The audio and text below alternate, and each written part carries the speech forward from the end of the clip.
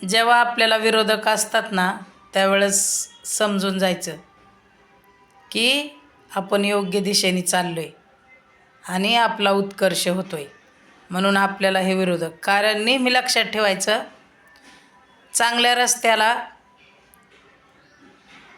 गतिरोधक आणि चांगल्या माणसाला विरोधक हे नेहमी असतं. म्हणून नेहमीच आपण लक्षात ठेवलं पाहिजे की नेहमी सत्याच्या वाटेवर असताना आणि चांगलं काम करत असताना आपल्याला बहीण भावांनो नेहमी अडचणी येणार आहेत, पण त्याच्यावर मात करणारा ध्येयवान माणूस पाहिजे आणि आपण त्याच्यावरती मात करायला शिकलं पाहिजे.